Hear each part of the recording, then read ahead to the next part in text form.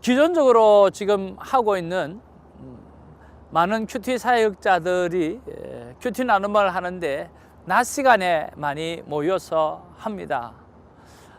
그런데 저희 1966 큐티 선교회는 저녁 시간에 우리가 많이 하죠.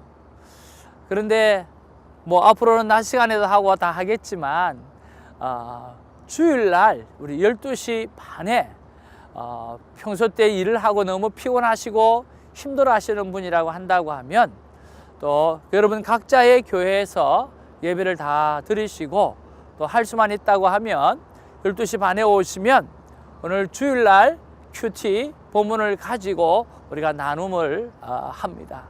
또 우리가 큐티를 이렇게 쭉 하다가 보면 꼭 주일 본문을 빠뜨릴 때가 많이 있어요. 그래서 주일 본문을 가지고 또 큐티를 나누고 또 그뿐만 아니라 특별히 주일날 모이는 팀들은 우리가 본문 속에서 고린도 전서를 하면 이 고린도 전서에 관한 성경 퀴즈를 만들어내어서 그 퀴즈에 답을 하는 식으로 해서 오늘 고린도 전서에 관한 많은 지식들을 이렇게 알아가는 시간들도 가지고 그렇게 합니다. 여러분, 오렌지 카운티에서 매 주일 12시 반에 우리 주일 큐티 나눔방이 오픈되어져 있습니다. 지금 많은 분들이 조인하셔서 함께 나눔을 하고 있어서 참으로 귀하고 좋은 시간을 갖고 있는데요. 여러분 웰컴입니다. 함께 나누시면서 큐티에 꽂힌 이 나눔의 아름다운 열매를 체험하고 맛보시기를 주님의 이름으로 축복을 드립니다. 할렐루야. 2월 3일 토요일입니다. 고린도전서 14장 1절에서 12절 말씀이 오늘 본문의 말씀입니다. 자, 오늘 본문을 잠깐만 언급하고 또 방언에 관한 저의 간증을 짧게 한번 들려드릴까 생각을 해봅니다. 자, 오늘 1절에 보니까 사랑을 바탕이 될 때 예언, 즉 가르치고 지키게 하는 것들을 사모하라고 이렇게 말씀을 하고 있고요. 그리고 2절에 보면 방언의 특징에 대해서 이야기하고 있고 3절, 4절에 보면 방언과 그리고 예언의 차이에 대해서 설명하고 있습니다. 여러분, 성경에 나와 있는 이 예언이라고 하는 그것을 볼 때 우리가 생각하는 어떤 미래를 예측하는 이런 것들이 예언이라고 표현하지 않고 오늘 성경에서 말하는, 물론 미래를 예측하는 것도 포함은 하고 있지만 대부분의 성경에서 말하는 예언은 하나님의 말씀을 충분히 이해하고 그 하나님의 말씀을 잘 깨닫고 그 하나님의 말씀을 잘 전하고 그것을 잘 지키도록 도와주는, 그러니까 말씀을 잘 해석하고 풀이하는 이런 것들을 예언이라고 말씀하는 것들이니까 여러분 오해를 하지 마시기를 바랍니다. 그래서 오늘 3절 4절에 보면 방언은 자기의 덕을 세우고 그리고 예언은 바로 교회의 덕을 세운다라고 하기 때문에 예언을 많이 하기를 원한다고 말씀하고 계시죠. 특별히 5절에 보면 나는 너희가 다 방언 말하기를 원하나, 그렇죠? 특별히 예언하기를 원하노라. 만일 방언을 말하는 자가 통역하여 교회의 덕을 세우지 아니하면 예언하는 자만 못하니라. 오늘 방언 말하기를 원한다는 거죠. 그렇죠?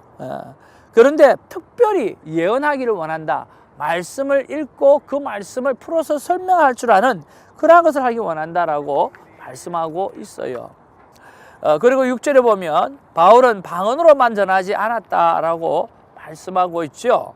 그리고 7절 10절에 보면 뜻없는 소리로 하지 말라라고 하는 것입니다.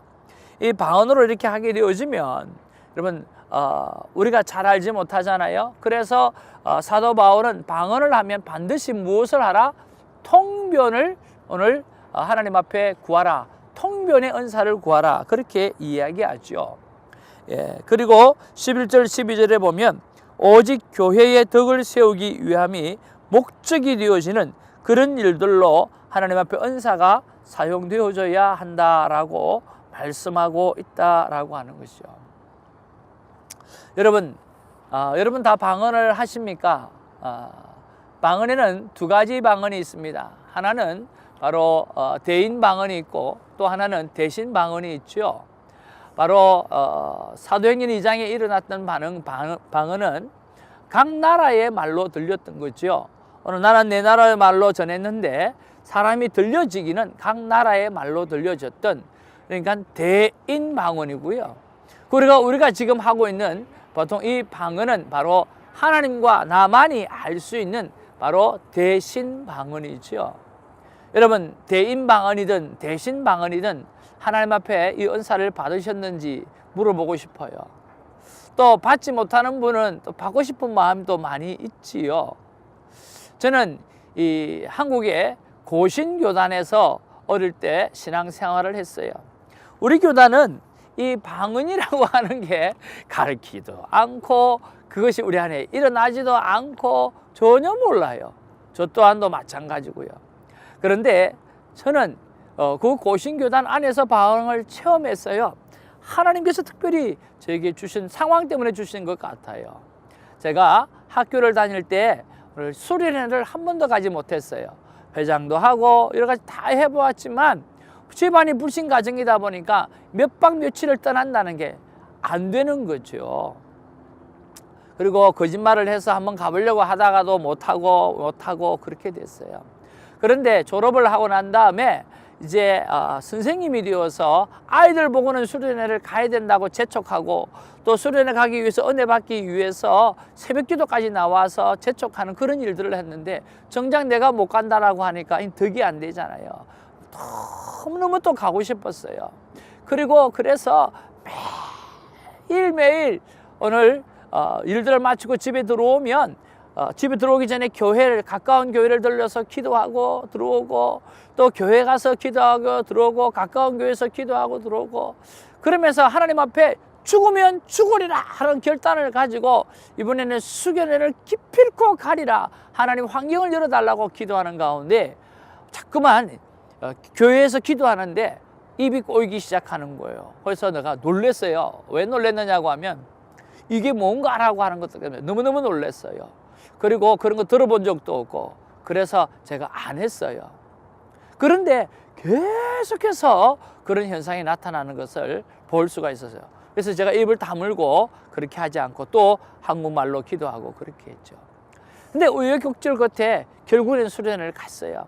수련회를 갔는데 짐을 딱 풀고 그 다음에 그 교회에서 무릎을 딱 꿇고 기도하는데 그때는 감당할 수 없는 오늘 성령의 강권하심 때문에 방언이 터지는데 감당할 수가 없는 거예요.